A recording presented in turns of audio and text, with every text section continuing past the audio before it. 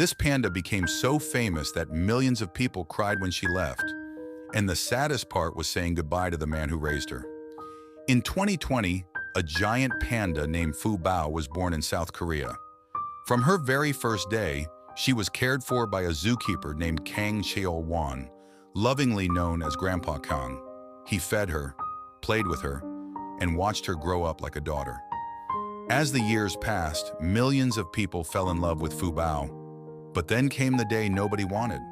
Because of international conservation agreements, Fu Bao had to return to China. When she left, fans cried.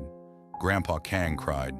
It felt less like saying goodbye to a panda and more like saying goodbye to family. 3 months later, Grandpa Kang visited Fu Bao in China, and this is what happened. 후보! 후보!